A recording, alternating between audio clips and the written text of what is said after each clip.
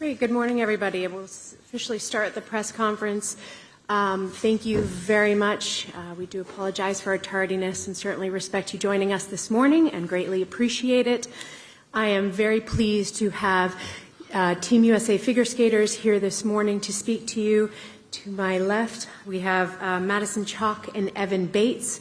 This is Maddie and Evan's fourth Olympic Games as a team, so clearly veterans of our team. They are three-time world champions, 2022 Olympic team event champions as well. Welcome, Evan and Maddie. Next to them, we have Ilia Malinin. Ilia is a two-time world champion, three-time Grand Prix final titleist, and is making his Olympic Games debut here in Milan. And last but certainly not least, Amber Glenn, our 24 Grand Prix final champion, three-time national champion, and also making her Olympic debut here in Milan. And so maybe we will open it up, and we'll open it up to our athletes to start the conversation, but kicking it off with Maddie and Evans, obviously what you've seen in Italy and how this compares and the excitement of coming into your fourth Games together.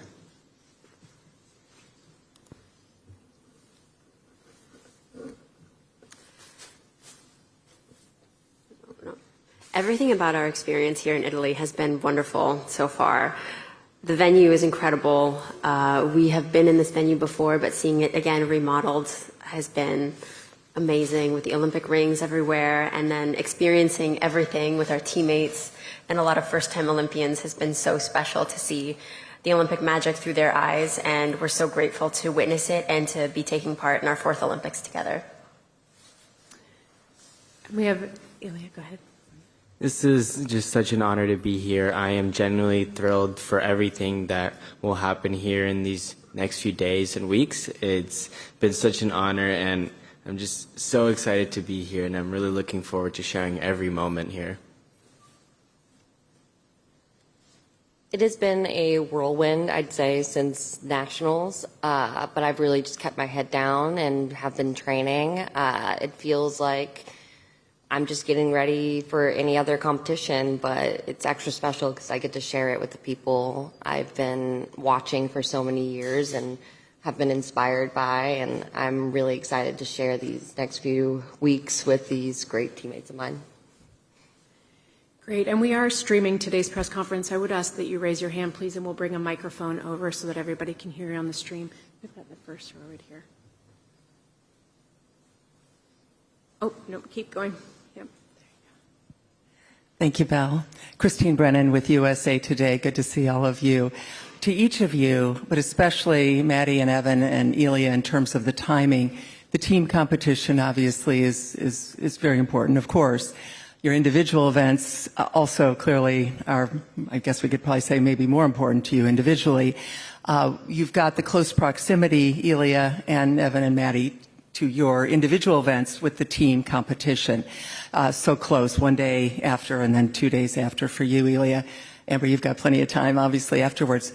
Could you talk about the importance of the team, and when it pertains to your scheduling, how do you balance that with the importance of your individual event as well? Thank you.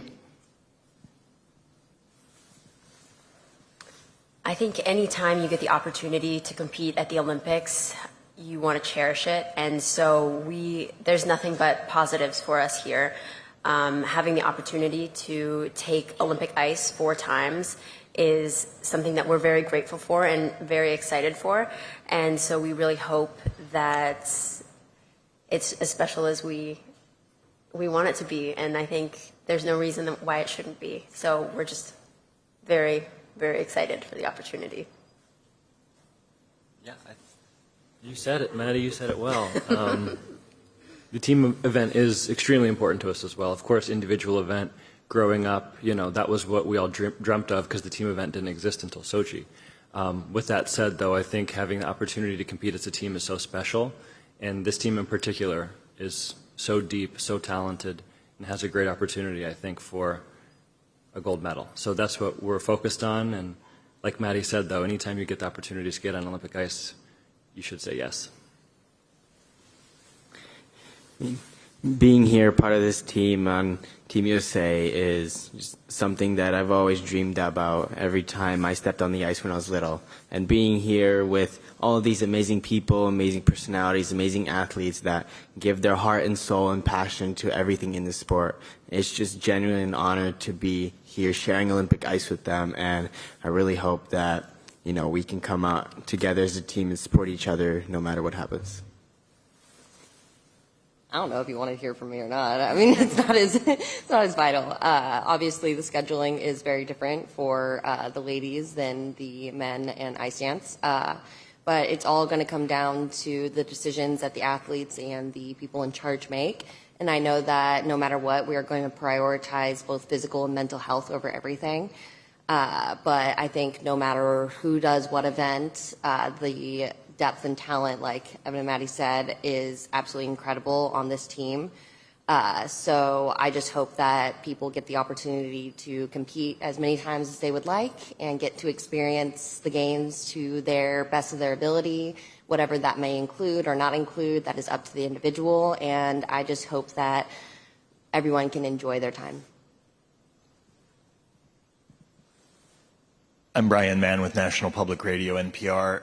I'm wondering if you guys could talk about how you're feeling emotionally about the opportunity here to compete in an environment that's freer. I mean, 4 years ago, the pandemic was still on. There was also an incredible scandal that stole so much attention away from what was happening on the ice. And I wonder if you're hopeful, excited about the idea that this time it will really be about your performances, not about that other stuff.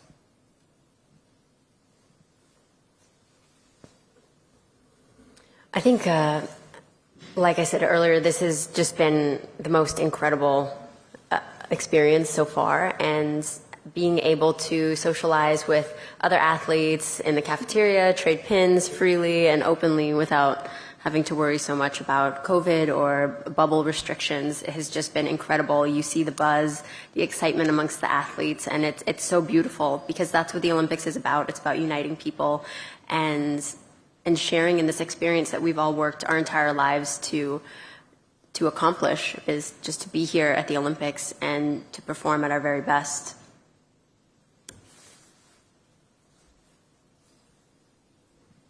Kelly O'Grady with CBS News. It is so exciting to watch this moment of American dominance in figure skating that you are all a part of. Arguably, you guys have a shot at 3 out of 4 gold medals for the U.S. This is a question for all of you.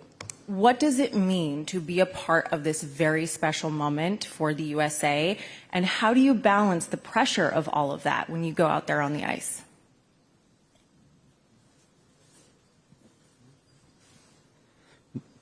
Being part of this team is something that I will always be grateful for. And like I said earlier, starting from a young age, coming here to the Olympics was such a dream of mine and something that both also runs in my family, and it's so nice to keep that tradition up. But being just here with everyone and part of this team is so incredible, and they all give me the support and the help I need to really stay focused and really stay under that, perfect sweet spot for what I need to perform my best out here. I'm so impressed with the younger generation of skaters, Ilia included. I would include Amber in that as a first-time Olympian. And like you said, the depth is there and the talent is there. But more than anything, what I notice about the younger generation is the spirit, the curiosity, the fearlessness. Those things, I think, in my first couple games, it was different. The Olympics, the magnitude of it, sometimes it's overwhelming. But seeing it, like Maddie said, through the kids' eyes, it's so exciting. It's so positive, and I think that's what's exciting about it, and hopefully inspiring for the next generation of skaters who are watching these games and watching these young skaters and see them on TV and see the smiles and the fearlessness and just going for it. And I think that's what's great, and it's the perfect balance of handling the nerves and the stage and just going out there with absolute joy and freedom. Hi, I'm Devika with Post Media. I'm here. Hi, Devika with Post Media, Canadian news publication. This question would be maybe specifically for Evan, although if anyone else wanted to chime in, that'd be great. Evan, I know you've been vocal about facing, on and off back issues and maybe potentially chronic back pain, and you've kind of spoken to how that's something that you've potentially had to fight through in previous competitions and kind of have treatment for. To the extent that you're comfortable with, how are you feeling, today? Could you kind of speak to, what you've kind of done in the past few months to make sure that, that's kind of mitigated going into the Olympic performance? And sort of a part two, in moments where you've had to compete with that pain or with issues, would you feel comfortable just going through, generally what's going through your mind when you're having to compete with this threat or with this fear of these back pain issues? Yeah, I think this year with the exposure of having the documentary follow us has been really incredible. It's shown a lot of behind the scenes of what goes into being an elite athlete, and I think so many athletes go out on center ice and present a strength that many fans maybe don't see the totality of what is really behind the scenes. And I have dealt with some back pain, some neck issues for a number of years, and I think it's no different than many athletes who face injury all the time. I'm 36, and it's my 5th Olympics, and there's mileage on the body, and what we do isn't easy, and it's very physical. So I think I'm feeling good. Thank you for your question. We've been really smart and intentional with our training this year, limiting the number of reps on things like lifts that could potentially cause a problem. But we found a great balance between pushing and also prioritizing recovery and health. And we're feeling really good heading into the games and excited to be here. Thank you. We'll be down the front right here. Right here, Jordan Mendoza with USA Today. This question's for Ilia. You had talked about breaking in new skates for U.S. championships, and you kind of played it safe there. I was curious to know how are they feeling right now, and wanted you to talk about kind of like the challenges of breaking in new skates, especially when it's on, you're competing in the Olympics, and any other skaters can talk about the challenges of breaking in those new skates as well too. I think breaking in new skates is something that every skater has to go through at some time in their career, and for me specifically, it's not always a fun time because it brings a lot of issues and problems where you have to know where it aligns on the blade or how the boots move themselves and if it's comfortable for you or if you just need to get used to it. So there's a lot of different characteristics and aspects that go into this, but overall it just shows a lot of the mental strength that we have to go through this process in order to be the best skaters that we can ever be. And for me specifically now, I feel good. They started cooperating with me a few days ago, so I'm really looking forward to seeing how they'll do under pressure. Hi, Rory Carroll with Reuters News down here. Hi, guys. Just piggybacking on the earlier question about the U.S. success, what do you attribute this sort of era of U.S. success, this last season being so successful, and how much do you feed on each other's success? Thanks. Well, I think the U.S. has had a long history of success in figure skating, and the skaters before us have really paved the way for what has inspired us as a generation, and hopefully we can continue that inspiration into many generations to come. I think there's something so unique and beautiful about skating. It makes it different than any other sport because you really get to see the individuality and the creativity of each athlete. They have the opportunity to reinvent themselves and show a new side of themselves in each program, each season that they compete. And I think it's a really great opportunity for individuality and to just show how beautiful and unique each person is. And through sport, it's the best you can, it's the best sport in my opinion. But shh, don't tell the other sports. Good morning, everybody. Right here, Juliette McCurr with the New York Times. My question is for Maddie and Evan. Can you describe a little bit about what it was like to compete in Beijing with nobody in the stands and no family and friends there, and also kind of tell us about how important it is, or if you, how important it is to have family and friends at an event this big? I think in Beijing, by that time, it was February 2022, we had established what a pandemic felt like. We had done a World Championships in a largely empty arena, and as odd as it was at that point, it wasn't new. With that said, coming back to an Olympics, having people here, not having a partition in the dining hall, not having a COVID test every morning, you remember some of the aspects of the Olympics that we lost in Beijing. And it's so nice and it's so wonderful to be back here, like Maddie spoke to. The first couple of days, the energy in the village is incredible. The setup is great. People are excited. People are pin trading, maskless. And those things, I think, you know, are an integral part of the Olympic Games. And so we're so grateful for the opportunity in Beijing. It could have been canceled. It could have been delayed, but it wasn't. But we're happy everyone's here again in Milan. And that being said, it's just an incredible opportunity for our families and our friends to be here and share this experience with us.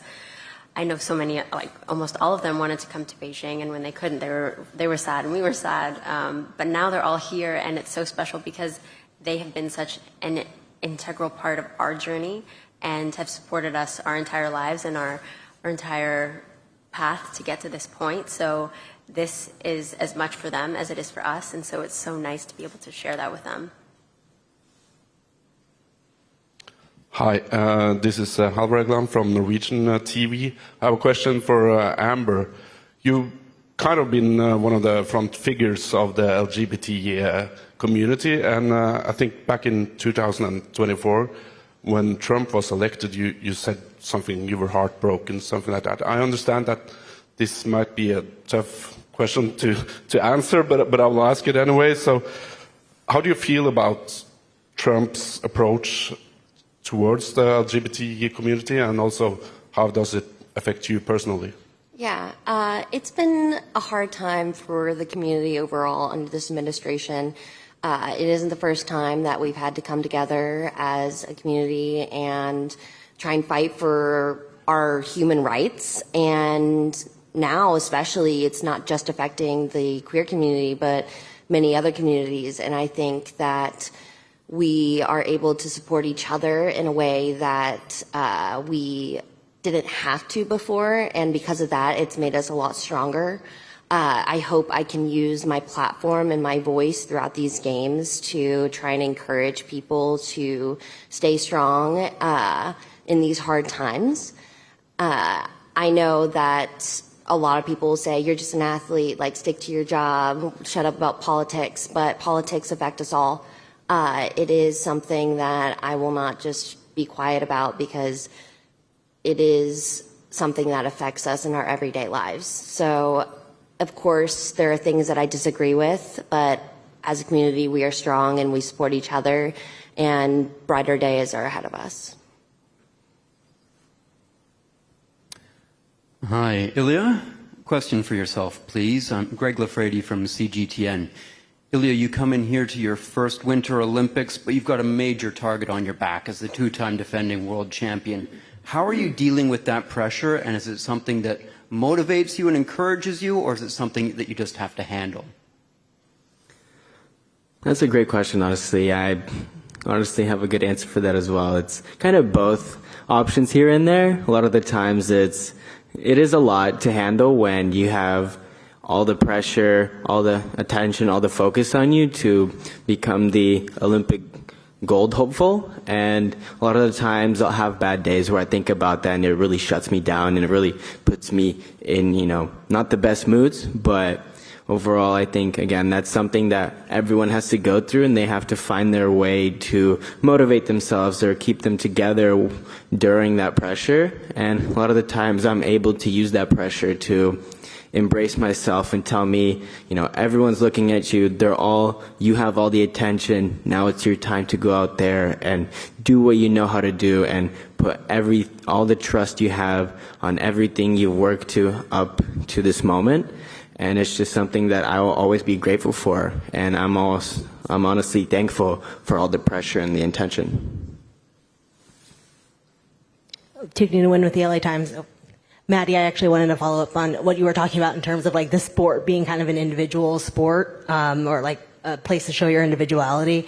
I think Justin Dillon was talking about how one of the strengths of USA figure skating right now is actually like the collaboration, and that's kind of one of the reasons why you guys have been so strong top to bottom. So I was wondering how you have seen that spirit of collaboration show up in a sport that also celebrates kind of individuality, and how not only for you, Maddie, but all of you, how you think you're strengthened by collaboration with your teammates. Well, I think that's what's beautiful about the figure skating team is we genuinely love and care for each other very deeply and want to see one another succeed to the highest potential that we all have. And I think that just comes from supporting one another. We support each other to help us all achieve our dreams and our goals. And like I said, skating is beautiful because of that. It brings us together and it highlights our individuality. And when we support each other, we just are able to show our best selves when we step onto the ice. Hi there, Jen from NBC News. For Ilia and Amber, this is obviously your first Olympics. You're no stranger to the high stakes competition. Does this feel different? When you got here, when you were on Olympic ice practicing, does this feel different? And what are you most looking forward to outside of the actual competition? Like Evan said, he was talking about pin trading and how fun it is. I mean, this is where you get to experience being with so many other members of Team USA. Coming here to these games, it was such an inspiration for me to work the hardest I can and really put all the time, all the dedication to really perfect everything I can about my skating leading up to these games. And coming here, the environment is just so incredible. There's so much excitement and energy that, just flies through the village, and you feel it every morning how every single athlete is so happy and so grateful to be there. And it's just honestly so cool going into like a cafeteria and seeing so many team jackets, and it's just something that I really never imagined, that so many athletes of different sports and different kinds being in the same area.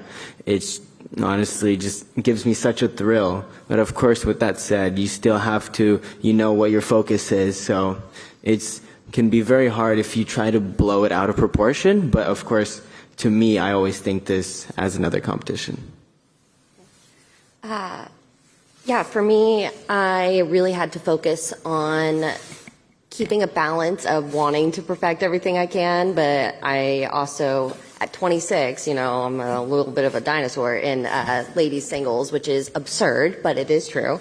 So I really had to balance the pushing, but also this is just another competition. I just need to do my job and do the best that I can. So with that, it's just like nationals again, but I've just had a bit more time to prepare, which has been lovely. And honestly, I expected to get here and be like looking around like, oh my God, this is so crazy. This is so intense. I got on the ice and I just felt like I was at, a training camp almost, because we're here for so long. I feel like the intensity wore off pretty quickly, and now it's just a really cool, fun experience. Like we're at sleepaway camp, or like I haven't gone to college yet. I'm like waiting, and it feels like I'm in like a college dorm, and I'm like, oh my God, this is so cool. And there's like a dining hall, and like I've been doing like a lot of the pin trading. Like I have the whole bag. Like it's been so cool and so fun. I feel like a kid again, and I think overall this is just a unique opportunity. I mean, how many people can say they went to the Olympics? Like, not many. So I'm just trying to embrace that and remind myself that this is a great opportunity, not just a competition, but also I am here to do a job. So. Great. We'll have two final questions. We've got the Washington Post and AP. Sure. Hi, everyone. Robert Samuels with the Washington Post. Two questions, actually, to follow up on the one before. Could each of you identify something that's surprised you so far about the experience? And the follow-up to that, is there anything that you're doing differently about the way you're approaching this competition, given all of the craziness that comes with being at the Olympics? I don't think much can surprise these two anymore. I don't mean to sound, I don't know, like, I mean, it's right on par with an Olympic Games as I've experienced them in the past, in the best way possible. And to your second question, we haven't changed much about our approach because, like these guys know, it's a skating competition and we've been doing it our entire lives. So to deviate from what has gotten us here would be a disservice to ourselves. So, yeah. I will say I was pleasantly surprised that we could foster plants in the village while we were here. It really brightens up our room, freshens up the air. So there's a spot in this little Corona house, which is also an incredibly tranquil space. If you go inside, there are tons of plants everywhere, the ceiling and all the windows, it's all glass. So you can just go in there and relax and listen to calming music, and then you can also take a little plant back to your room and feed it and water it, give it sunlight. And then at the end of your stay, you return the plant, and then they give it to a local from Milan, and the plant gets a new home. So I thought that was really beautiful and just a nice way, a nice little touch in the village.